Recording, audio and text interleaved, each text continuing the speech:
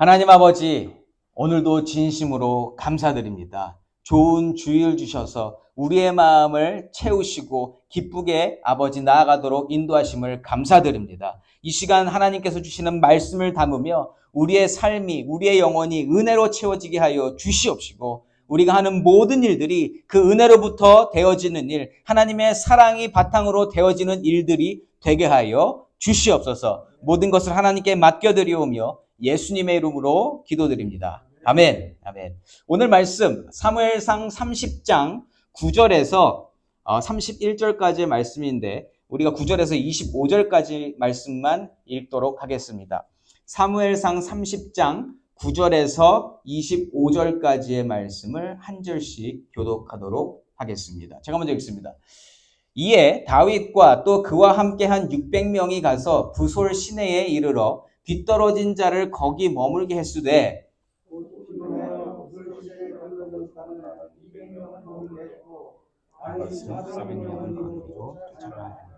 무리가 들에서 애굽 사람 하나를 만나 그를 다윗에게로 데려다가 떡을 주어 먹게 하며 물을 마시게 하고 그에게 무화과 뭉치에서 뗀 덩이 하나와 건포도 2송이를 주었으니 그가 밤낮 사흘 동안 떡도 먹지 못하였고 물도 마시지 못하였음이니라.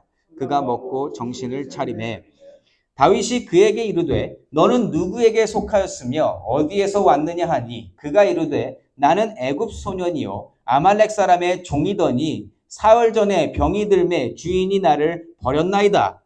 우리가 그렛 사람의 남방과 유다에 속한 지방과 갈렙 남방을 침노하고 시글락을 불살랐나이다. 다윗이 그에게 이르되 내가 나를 그 군대로 인도하겠느냐 하니 그가 이르되 당신이 나를 죽이지도 아니하고 내 주인의 수중에 넘기지도 아니하겠다고 하나님의 이름으로 내게 맹세하소서. 그리하면 내가 당신을 그 군대로 인도하리이다 하니라. 그가 다윗을 인도하여 내려가니 그들이 온 땅에 편만하여 블레셋 사람의 땅과 유다 땅에서 크게 약탈하였으므로 말미암아 먹고 마시며 춤추는지라. 다윗이 새벽부터 이튿날 저물 때까지 그들을 치매 낙타를 타고 도망한 소년 400명 외에는 피한 사람이 없었더라.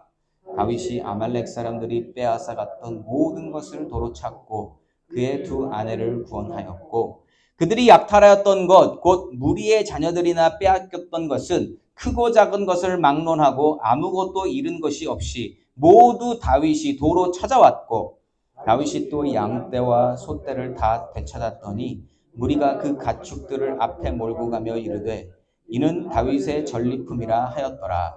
다윗이 전에 피곤하여 능히 자기를 따르지 못하므로 부솔 시내에 머물게 한 200명에게 오매 그들이 다윗과 그와 함께한 백성을 영접하러 나오는지라. 다윗이 그 백성에게 이르러 문안하매 다윗과 함께 갔던 자들 가운데 악한 자와 불량배들이 다 이르되 그들이 우리와 함께 가지 아니하였은즉 우리가 도로 찾은 물건은 무엇이든지 그들에게 주지 말고 각자의 처자만 데리고 떠나가게 하라 하는지라. 다윗이 이르되 나의 형제들아 여호와께서 우리를 보호하시고 우리를 치러 온 그 군대를 우리 손에 넘기셨은즉 그가 우리에게 주신 것을 너희가 이같이 못하리라. 이 일에 누가 너희에게 듣겠느냐? 전장에 내려갔던 자의 분깃이나 소유물 곁에 머물렀던 자의 분깃이 동일할지니 같이 분배할 것이니라 하고 함께 읽습니다. 그날부터 다윗이 이것으로 이스라엘의 율례와 규례를 삼았더니 오늘같이 이르니라. 아멘. 전 오늘 시선의 변화라는 제목으로 여러분들과 말씀을 나누기 원합니다. 자, 우리 마음, 우리가 가지고 있는 마음은요, 쉴 새 없이 변화를 추구해요. 그냥 머물러 있지 않습니다. 뭔가 하나를 정하고 그 하나를 계속 가지고 가고 싶어도 계속 변하게 된다라는 거예요. 왜요? 우리 마음을 바꾸는 요소들이 우리 주위에 즐비하기 때문입니다. 나는 가만히 있어도 주위의 것들이 마구마구 움직이고 있다. 우리가 보는 것, 듣는 것, 경험하는 것들을 통해서 우리의 마음이 계속적으로 변화한다라는 거죠. 자, 그런데 이렇게 변화하는 가운데 가만히 내버려 두면 우리는 어느 쪽으로 변화하고 싶은 존재들인가? 한마디로 말하면요. 편해지고 즐거워지고 인간이 만족하는 쪽으로 모든 방향을 정하고 이끌어 간다라는 거예요. 나 스스로가. 가만히 냅두면. 예. 여러분 편리해진 것을 생각하면 30년 전하고 지금하고 비교해보면 어때요? 굉장히 많이 편해졌습니다. 편리한 건 진짜 편리해졌잖아요. 그렇죠?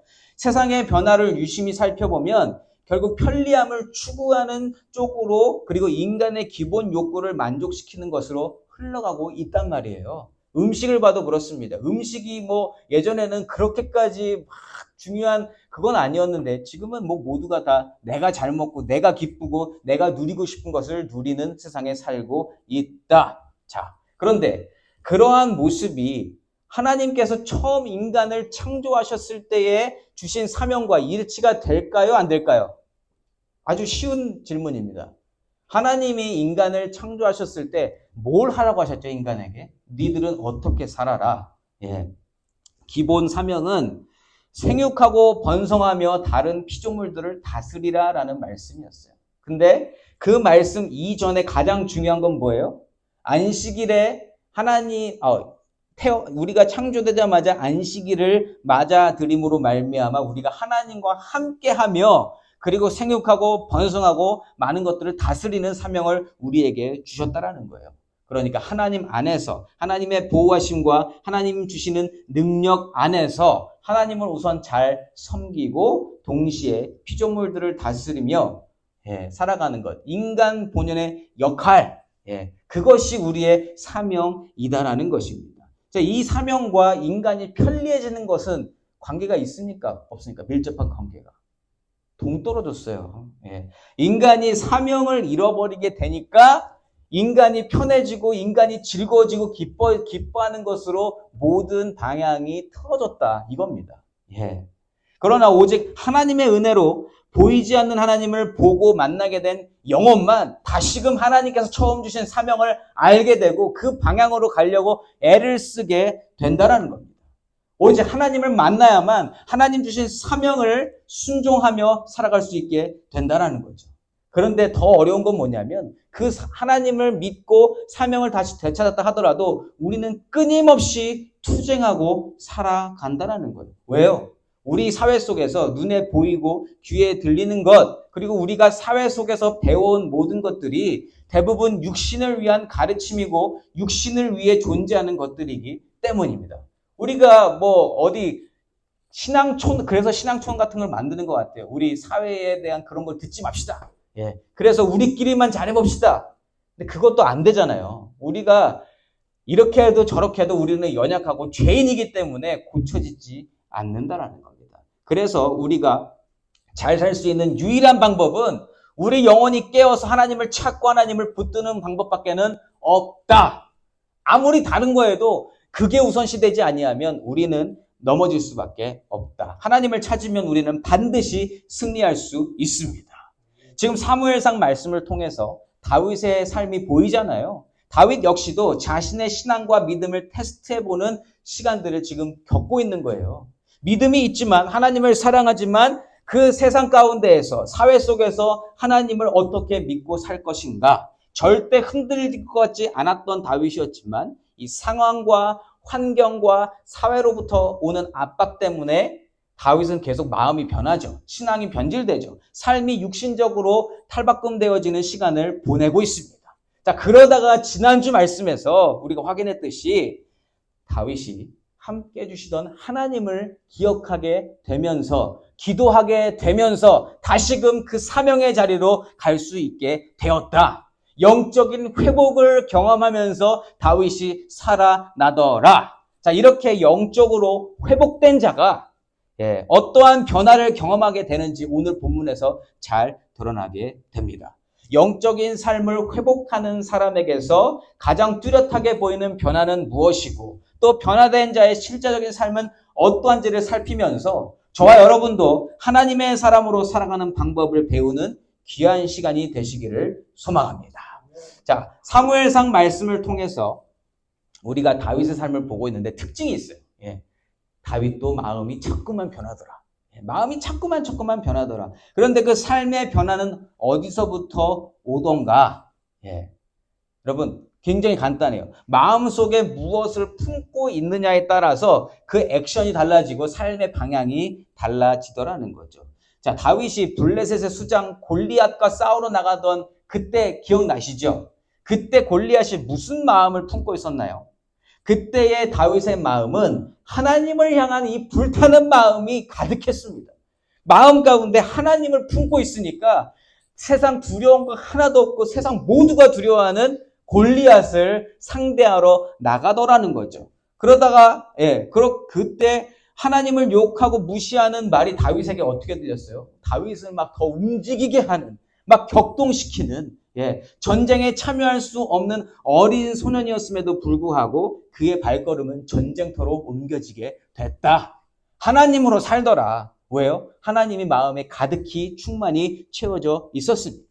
그런데 다 지나고 나서 지금 그 지난주까지 어땠어요? 다윗의 발걸음이 어디로 옮겨졌습니까? 최근에. 블레셋으로 갔단 말이죠. 하나님을 분명히 알고 신뢰하는 건 맞지만 다윗의 마음 안에 뭐가 더 컸어요? 현실을 도피하고 싶은 마음이 훨씬 컸다라는 겁니다.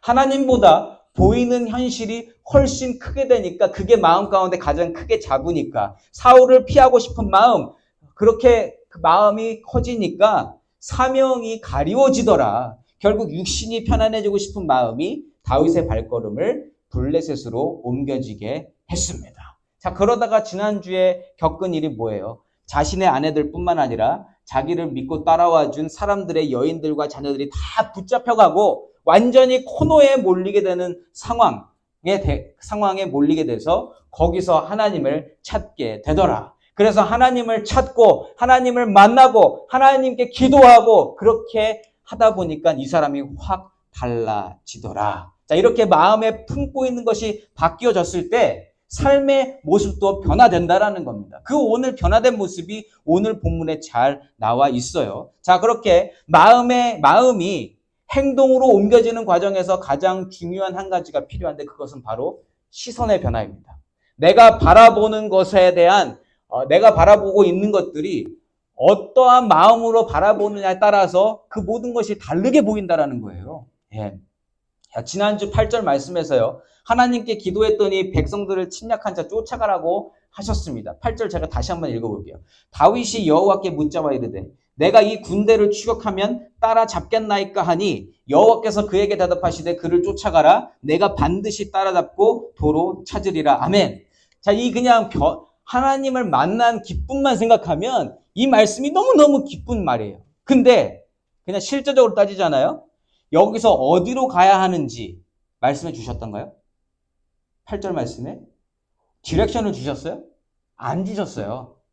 안 주셨단 말이에요. 어디로 가야 할지도 모르고 사실 다윗과 그 백성들은요. 도대체 어떤 민족이 어떤 나라가 어떤 부류가 내 가족들을 친솔들을 모든 것들을 다 가져갔는지 몰라요. 지금 모르는 상황이란 말이에요. 성경의 저자가 독자들, 저와 여러분 같은 독자들을 위해서는 이야기해줬지만 다윗의 입장에서는 지금 누가 쳐들어왔는지 모르는 겁니다.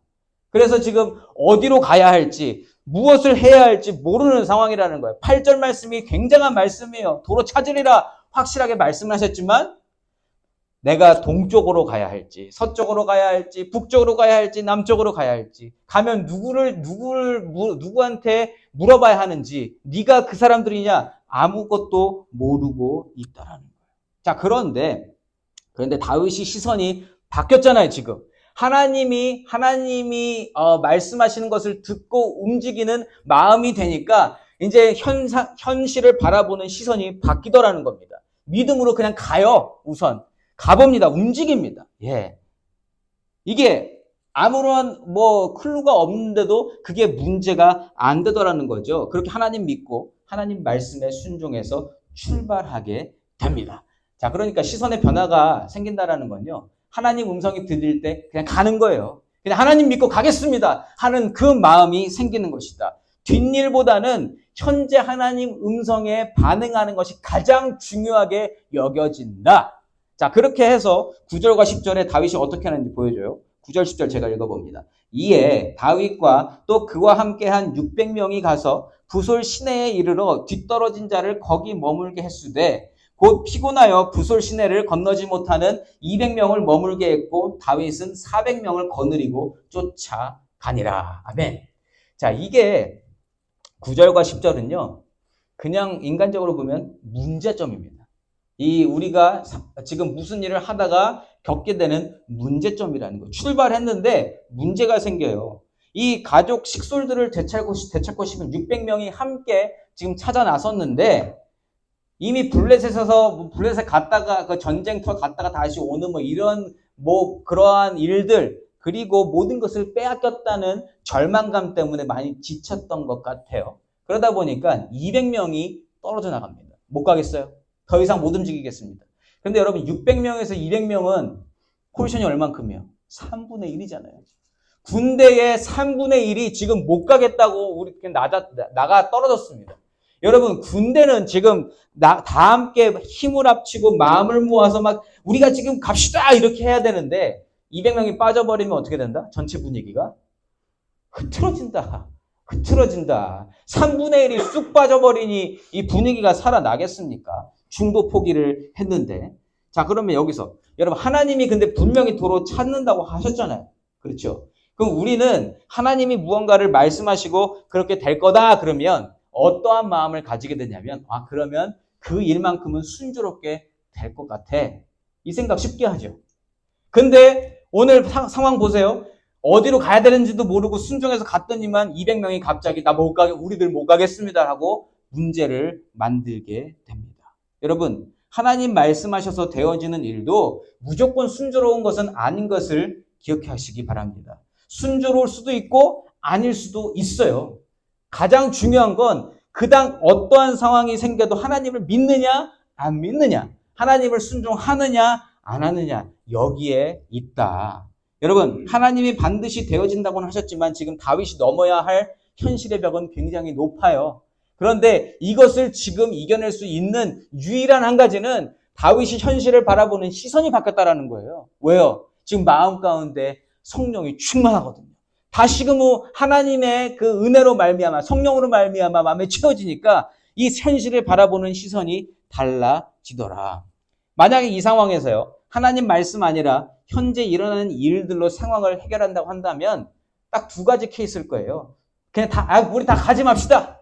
예, 중도 포기를 하거나 아니면 200명을 설득해서 가는 거 아니면 그들 협박해서라도 다 같이 가는 거. 예. 그런데 하나님과의 관계 회복으로 시선이 변화한 다윗은요. 그렇게 조치를 하지 않습니다. 힘들어하는 200명을 그냥 놔두고 출발한다라는 거예요. 여러분 근데 군대 대장으로서 군대를 인솔하는 대장 아닙니까?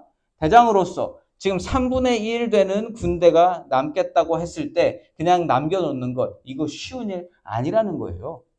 그런데 다윗이 이렇게 할 수 있는 것 딱 하나. 하나님의 말씀은 믿고 순종하는 것에 모든 것을 걸고 있다. 그것에 모든 포커스를 맞추고 있다라는 겁니다. 하나님이 반드시 찾을 것이라고 하셨기에 하나님이 하실 것이다. 이것을 믿는 거예요. 사람이 600명, 1000명, 6000명이 있어서 되어지는 것이 아니라 만약 60명만 남아도 하나님이 하시면 된다. 이거 믿고 가는 게 다윗의 지금 믿음 상태입니다. 자, 이렇게 되다 보니까 지금 다윗이 인간 군대 수장으로서 모습이 아니라 영적 리더의 모습을 보여주고 있는 거예요. 이게 영적 리더입니다. 하나님이 하시면 된다. 그러니 우리 하나님 따라갑시다. 라고 이야기할 수 있는 것. 이러한 영적 리더가 이스라엘에 필요해서 하나님이 다윗을 세우신 줄 믿습니다. 전쟁은 하나님께 달렸고 하나님이 반드시 승리한다고 말씀하심을 믿고 나아가는 영적 리더로서 다윗이 서 있기에 군대 숫자가 지금 전혀 개의치 않게 되는 겁니다. 자, 이렇게 다윗이 점점점 더 견고한 모습으로 믿음의 모습으로 서게 돼요. 자, 이렇게 하나님을 닮아가는 모습을 계속적으로 보여주는데 또 다른 사건, 또 다른 인시던트를 경험하게 되면서 다윗이 정말 잘 변하고 있구나. 이렇게 우리가 볼 수 있게 됩니다. 자, 어떠한 일이 또 생기는가? 위기를 넘고 나니까 하나님이 또 이러한 일을 허락하십니다. 11절과 12절 말씀이에요.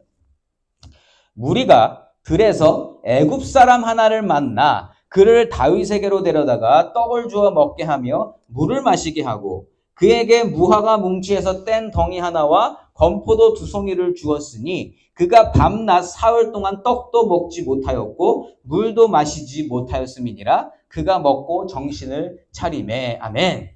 예, 갑작스럽게 등장한 애굽 소년이 한 명 있습니다. 그냥 난데없이 등장을 해요. 근데 지금 다윗과 다윗의 사람들은 뭐 하는 상황이에요? 지금 뭐 하고 있어요? 지금 막 누군지도 모르는 군대 쫓아가고 있잖아요. 하나님 말씀 들으면서, 하나님 말씀 순종해서 막 가고 있는 상황이니까 얼마나 지금 마음이 급하고 지금 막 마음이, 쉽지 않을 거라는 걸 우리가 알죠. 자, 그런데 그 상황에서 이 애굽 소년을 만나게 됐습니다. 그런데 이 소년이 어떠한 상황에 있었는가? 3일 동안 굶어서 그리고 병이 나서 지금 죽어가는 상황에 있었다. 그런데 여러분, 이 이야기가 괜히 여기 안 들어가도 될 것 같은데 들어와 있다라는 거예요. 그런데 이 다윗과 다윗의 사람들이 이 애굽 소년을 먼저 음식을 주고 살려냅니다. 물을 마시게 하고 병을 낫게 해줘요. 예. 자, 1분 1초가 급한 상황인데 이 죽어가는 애굽 소년 한 명을 살리고 있는 모습을 우리가 보게 됩니다. 자, 그런데 이 소년이 어느 나라 사람이라고요? 애굽 사람. 이스라엘 민족도 아니고 애굽 사람. 예. 같은 민족도 아니에요. 자, 이렇게 여기서 우리가 이 부분만 살펴봐도 다시 한번 확인되어지는 것은 다윗의 시선이 완전히 변화되어져 있다. 영적으로 회복되고 하나님의 긍휼하심이 채워지니까 이 길에 쓰러져 있는 애굽 소년 한 명이 눈에 보였다라는 겁니다. 물론 사람들이 데려왔지만 군대 대장으로서 지금 그런 데 시간 낭비할 때가 아니다라고 얘기했다면 이 애굽 소년 그냥 지나쳤을 거예요. 그런데 사람들이 보고 데려오니까 그 사람을 잘 케어해 줬다라는 거예요. 예. 왜요? 영적으로 충만하니까 하나님의 사명, 기본 사명, 생육하고 번성하고 모든 것을 다스리고 사랑으로 행하라는 하나님의 말씀이 기억나는 거죠. 그러니까 그 영혼이 가엾게 보이고 그 영혼을 살려야 되겠다라는 마음이 생기게 된 겁니다. 만약 영적으로 회복하지 못하면 자기의 편안함과 안위만 추구하고 있었다면 애굽 소년 보이지도 않았을 거예요. 예. 그냥 무시해도 될 만한 존재잖아요. 어떻게 보면. 그런데 여러분, 하나님은요, 죽어가는 영혼을 살리시는 일에 모든 것을 쏟아부으신 분이십니다. 하나님이 왜 예수님을 십자가에 못 박으셨어요? 저와 여러분 같은 죄인들, 영적으로 죽어가는 영혼들을 살리시려고 아들을 보내셨는 거 아니겠습니까? 하나님은 그 일에 모든 것을 다 쏟아부으신 분이라는 거예요. 그래서 하나님과 가까워지면 그렇게 영혼 살리는 일에 우리가 관심을 당연히 가지게 된다. 자, 이렇게 하나님을 온전히 만나는 인생만이 죽어가는 사람이 보이게 되고요. 그 사람이 이렇게 다른 사람이 못 볼 때 보이게 되고 그 사람을 살리는 그 일에 동참하게 된다라는 거예요. 우리가 할 수 없으니까 어떻게 우리가 하나님께로 데려가는 거죠. 그게 전도예요, 여러분. 전도는 다른 것이 아니라 죽어가는 영혼, 그 영혼을 하나님께로 데려가는 것이 전도입니다. 자, 이렇게 우리 트루스 교회가 죽어가는 영혼들에게 관심을 가지고 함께 예배할 수 있도록 이끌어가고 하나님을 소개하는 귀한 교회로 사용받기를 예수 이름으로 축원합니다. 그래서 하나님이 우리 교회를 세우신 줄 믿어요. 자, 이렇게 영혼에게 관심을 갖게 되는데 그냥 아무 생각 없을 수도 있어요. 그런데 그렇게 했단 말이에요. 그러다 보니까 이어지는 말씀 속에서 놀라운 하나님의 인도하심을 보게 됩니다. 13절과 14절 말씀이에요. 다윗이 그에게 이르되 너는 누구에게 속하였으며 어디에서 왔느냐 하니 그가 이르되 나는 애굽 소년이요 아말렉 사람의 종이더니 사흘 전에 병이 들매 주인이 나를 버렸나이다. 우리가 그렛 사람의 남방과 유다에 속한 지방과 갈렙 남방을 침노하고 시글락을 불살랐나이다. 아멘. 여러분 신나지 않으세요? 예. 그냥 우선 살리고 본 거예요. 한 사람을. 죽어가는 자를 살리고 봤는데 그리고 나서 그냥 의뢰히 물어보는 거잖아요. 너 어느 나라 사람이니? 너 왜 여기 있니? 어디서 왔니? 하니까 뭐라 그래요? 아, 나는 아말렉 사람의 종으로 섬기던 사람인데 사흘 전에 병이 나서 이렇게 된 너무 고맙습니다. 이 얘기는 안 나왔어요. 그러네. 고맙다고 했을 거 아니에요. 그러면서 뭐라 그러냐면 근데 우리가 뭘 했냐면 지금 여기저기 다 털고 다녔습니다. 예. 근데 거기에 중에 하나가 어디예요? 시글락. 다윗이 있었던, 다윗과 가족들이 있었던 시글락. 이걸 듣게 되니까 다윗은 어떻게 돼요? 하나님이 만나게 하셨네. 하나님이 이 사람을 보게 하셨고 하나님이 이 모든 것을 인도하고 계시는구나. 다시 한번 확인할 수 있는 순간이라는 거예요. 근데 만약에 이 사람을 지나쳤다. 시간만 낭비하겠죠, 지금. 막 뭘 해야 될지 모르고 하나님 말씀하셨으니까 하기는 해야 하는데 여러분 여기서 우리가 확인할 수 있는 게 뭐예요? 하나님의 일은 내가 하고자 하는 일을 하는 게 아니라는 거예요. 하나님의 마음을 가지고 하나님이 기본적으로 우리에게 주신 말씀들을 기억하면서 일상에서 그 하나님의 마음으로 살아갈 때 하나님의 역사가 이렇게 이루어지는 줄 믿습니다. 내가 전혀 예상치 못했던 곳에서 문제의 해답을 찾게 된다라는 거죠. 여러분, 긍휼을 베풀고 나니까 죽어가는 사람을 살려놓으니까 거기서 하나님이 키를 하나 주시더라. 얘다 이거 가져가라. 이게 네가 지금 처한 문제의 키다. 핵심 아니에요, 핵심? 여러분, 이 사람 한 명으로 말하면 모든 게 해결된 거 아니에요? 예.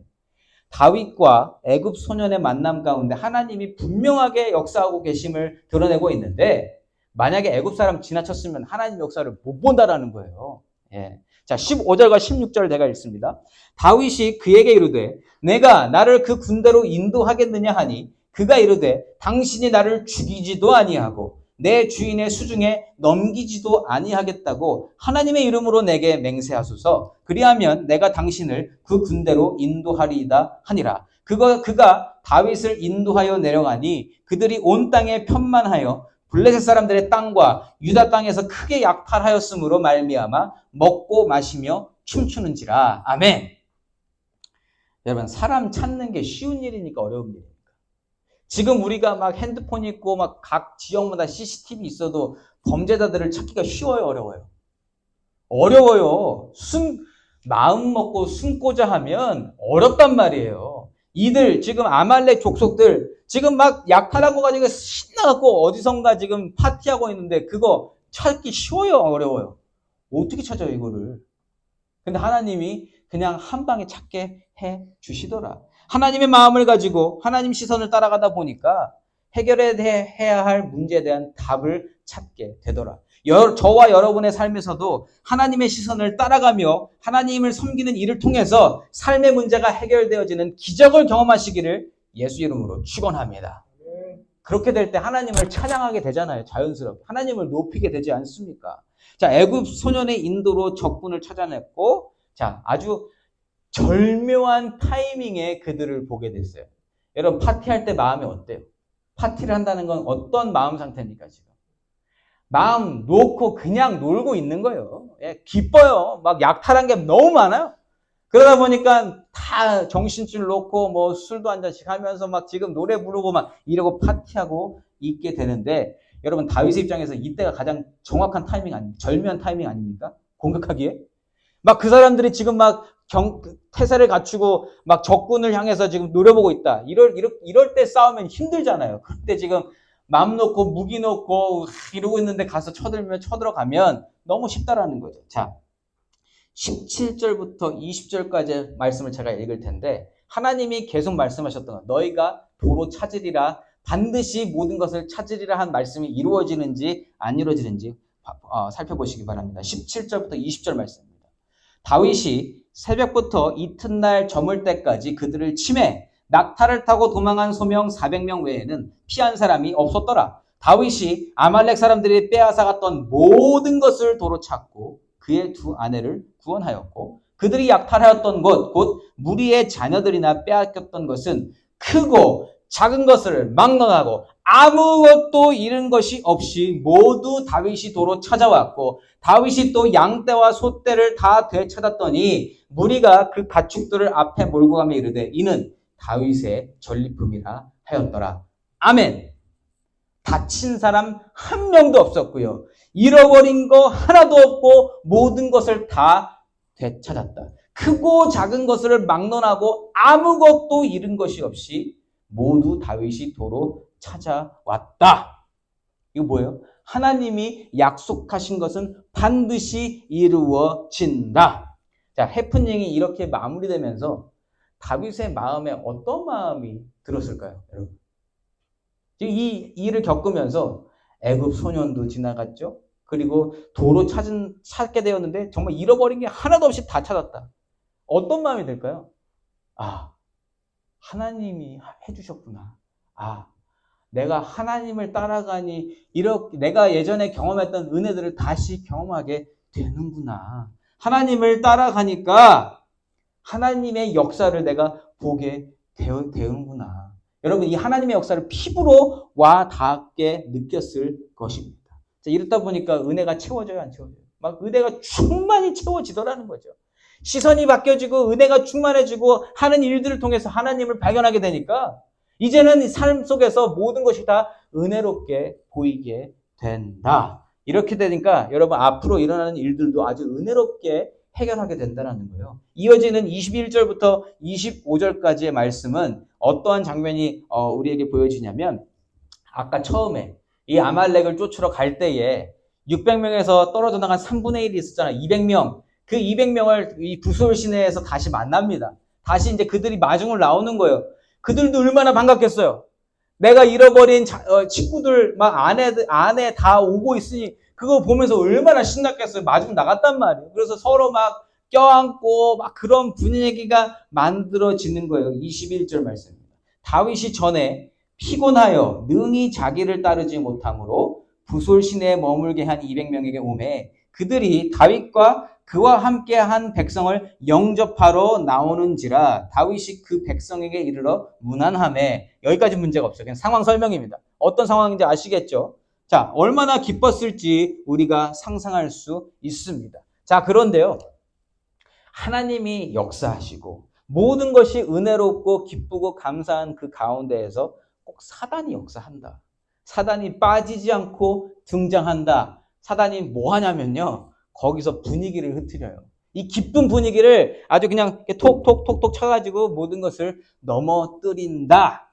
자, 사단이 어느 마음으로 들어가냐면 그 400명 중에 누군가에게 마음에 들어가서 어떻게 생각하게 하냐면 이거 좀 불공평한데?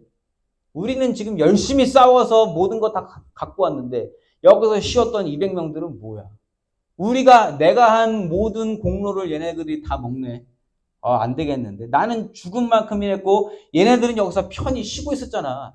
그러면 거기에 대한 정당한 대가를 치러야 된다. 이 마음이 쏙 들어오는 거예요. 22절 말씀입니다. 22절. 다윗과 함께 갔던 자들 가운데 악한 자와 불량배들이 다 이르되 그들이 우리와 함께 가지 아니하였은즉 우리가 도로 찾은 물건은 무엇이든지 그들에게 주지 말고 각자의 처자만 데리고 떠나가게 하라 하는지라. 아멘. 어떤 마음이에요?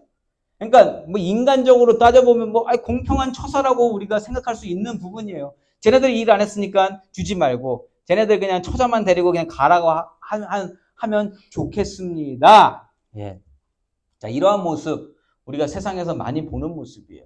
공정성을 따지고 공평성을 따질 때 우리가 무엇이 가장 이분이 공평하게 모두에게 만족하게끔 하겠느냐 이렇게 생각하면 이렇게 하는 게 맞을 수도 있어요. 자, 그런데 여러분 400명 전부가 이런 말을 한 게 아니에요. 몇 소수의 사람이 지금 이런 불평과 불만을 터뜨리면서 전체 분위기가 다 흐트러지고 있다. 자, 22절에서 이러한 사람들을 뭐라 그래요? 악한 자와 불량배들. 여러분 악한 자와 불량배 하면은 우리에게는 어떤 이미지예요? 동네 불량배 그러면 양아치 생각나지 않으세요? 껄렁껄렁거리고 애들 돈 뺏고 뭐 이렇게 사람들 괴롭히고 하는 거 그런 거 생각나지 않으십니까? 예. 자, 여러분 이 악한 자와 불량배들이 지금 이렇게 불평과 불만을 내는 이유가 뭐예요? 왜 지금 이렇게 따지고 있었죠? 이유는 하나예요. 하나님께서 행하여 주신 일로 보는 게 아닌 거예요. 하나님이 하는 게 아니라 내가 했다고 생각하는 거예요. 내가 열심히 했고 내가 죽을 만치 싸웠고 내가 모든 것을 했다라고 보게 되니까 너는 안 했고 나는 했잖아. 이렇게 되는 거예요. 상황을 바라보는 시선이 하나님으로부터 바라보는 시선이 아니라 내 중심, 나의 의로 모든 것을 보고 있다 보니까 이렇게 불공평하다라는 결론이 나오게 된 거예요. 그러니까 이들은 마음에 품고 있는 게 하나님의 아니라는 거예요. 모든 하나님이 행하신 역사를 경험하고 있지만 마음 가운데 하나님은 없다. 그냥 나만 있다. 예. 근데 여러분, 오늘 일어난 모든 일들 보면 하나님이 안 하셨다고 부인할 수 있어요? 하나님이 하셨다는 걸 인정할 수밖에 없잖아요. 이거는 누가 봐도 하나님 하신 거예요. 그렇잖아요. 인정되시잖아요. 가족들이 붙잡혀갔지만 손가락 하나 다치지 않았던 일, 애굽 소년을 통해서 정말 너무 쉽게 아말렉 군대를 찾아서 한 방에 물리칠 수 있었던 것, 말씀대로 잃어버린 모든 물건들을 하나도 빠짐없이 다 되찾아온 것, 군대가 3분의 2로 줄어서 3분의 1이 나가 떨어져도 이 모든 것을 할 수 있었던 것, 뭐 하나 사람의 생각이나 사람의 아이디어나 사람의 능력으로 되어진 것이 전혀 없다라는 거예요. 그럼에도 불구하고 내가 그 자리에 있었고 내가 열심히 일했기 때문에 이건 내가 잘한 거다라고 생각하는 자들이 있다라는 거예요. 예. 하나만 알고 둘은 모르는 어리석은 행동이죠. 자, 그럼 여기서 우리가 알 수 있어요. 성경에서 말하는 악한 자들과 불량배들은 어떤 사람인가? 여러분, 이 지금 불만을 하는 자들이 누군가를 괴롭혔습니까? 돈 뺏었어요? 양아치 짓을 했습니까? 아니에요. 성경에서 말하는 악한 자들과 불량배는요, 하나님의 행하신 일을 무시하는 사람을 뜻하는 겁니다. 하나님의 역사를 내가 한 일로 바꿔 말하는 사람이 악한 사람이고 불량배라는 거예요. 모든 공치사를 스스로에게 하는 사람이 악하고 불량스러운 사람이다라고 성경이 정의 내리고 있는 겁니다. 여러분, 우리가 사람들 보기에 나쁜 짓을 해서 악하고 불량배가 아니라는 거예요. 하나님의 공을 내가 쏙 빼앗는 것이 그게 악하고 불량스러운 일이다. 여러분, 근데요, 이러한 사탄의 장난이 있다 하더라도 하나님만 쫓아가면 모든 것이 다 괜찮은 줄 믿습니다. 이러한 불미스러운 일이 일어났지만 그 일 역시도 하나님 은혜 가운데서 잘 해결이 돼요. 지금 은혜로 채워져 있는 영적 리더 다윗이 이 일을 어떻게 해결하는가? 23절 말씀입니다. 다윗이 이르되 나의 형제들아, 여호와께서 우리를 보호하시고 우리를 치러 온 그 군대를 우리 손에 넘기셨은즉 그가 우리에게 주신 것을 너희가 이같이 못하리라. 아멘. 영적 리더의 역할이 얼마나 중요한지 모른다는 거예요. 다윗은 악한 자들이나 불량배들과 싸우지 않아요. 알교하지 않습니다. 그 대신 뭐 해요? 이 모든 것을 하나님이 하셨다라는 것을 정확하게 짚어준다라는 거예요. 여호와께서 보호하셨고 여호와께서 적의 군대를 손에 넘겨주신 분이시다. 하나님이 하신 걸 우리가 우리 마음대로 할 수 없다. 하나님을 따라가야 한다. 마음이 은혜로 온전히 채워져 있고 시선이 완전히 변화된 다윗의 모습이 여기서 또 한 번 확인되어진다는 거예요. 모든 일의 주체가 하나님이시고 하나님 행하신 일을 따라가는 것이 하나님의 나라요, 하나님의 민족인 이스라엘이 마땅히 행하여야 하는 일이다라는 것을 다윗이 선포합니다. 24절과 25절 말씀. 이 일에 누가 너희에게 듣겠느냐? 전장에 내려갔던 자의 분깃이나 소유물 곁에 머물렀던 자의 분깃이 동일할지니 같이 분배할 것이니라 하고 그날부터 다윗이 이것으로 이스라엘의 율례와 규례를 삼았더니 오늘까지 이르니라. 아멘. 뭘 규례로 삼고 율례로 삼았어요? 하나님이 행하신 일들에 대해서 인간이 왈가왈부할 게 없다. 하나님께서 주신 것, 하나님이 소수의 사람으로 만들게 했더라도 이 모든 것을 다 똑같이 나눠 가진다. 왜? 하나님이 하신 거니까. 모든 것을 하나님이 하신 것이기 때문에 우리는 하나님의 은혜를 받고 사는 자들로서 하나님 행하시는 대로 따라간다. 뭐예요? 하나님, 모든 일의 주체가 하나님이시고 하나님의 역사를 인정하는 모습인 거예요. 하나님을 믿는 자가, 하나님의 백성된 자가 항상 기억해야 되는 것, 모든 것은 하나님으로부터 시작이 된다.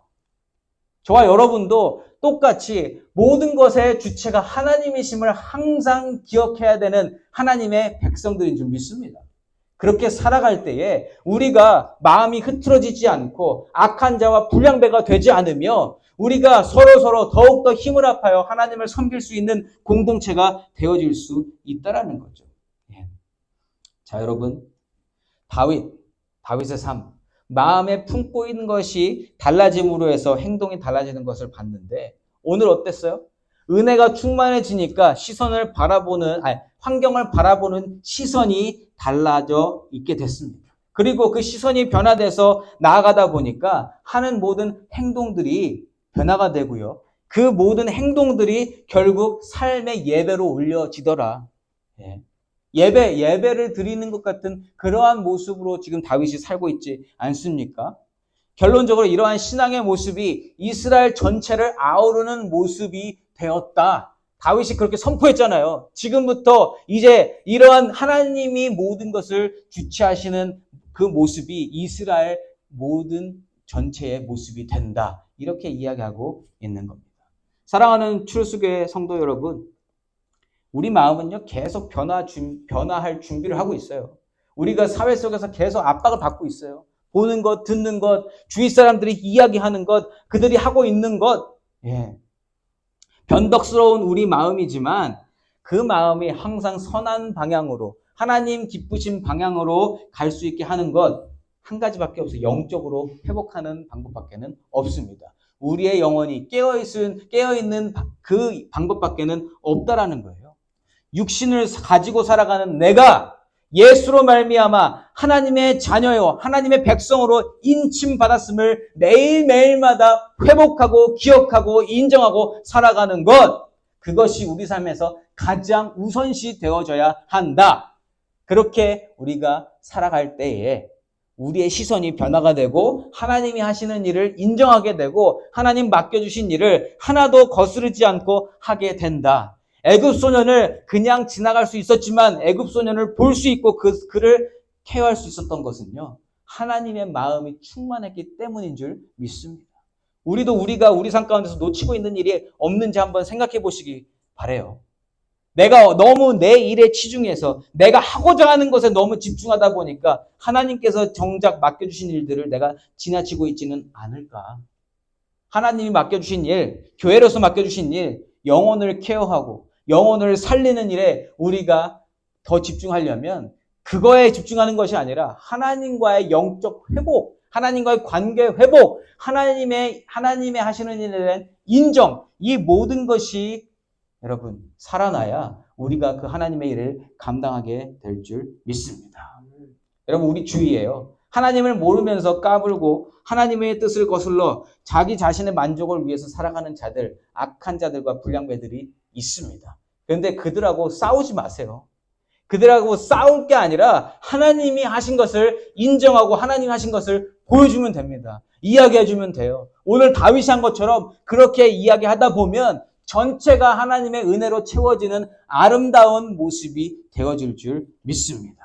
이번 한 주간 살아가시면서 하나님을 붙잡고 하나님의 뜻을 기리며 영적으로 완전히 회복되어서 하나님 방향으로 시선을 정하시고 하나님 행하시는 일에 참여하시며 그 삶 자체로 하나님께 영광 돌리시는 우리 귀하고 복된 트루스 교회 성도님들 되시기를 예수 이름으로 축원합니다. 아멘.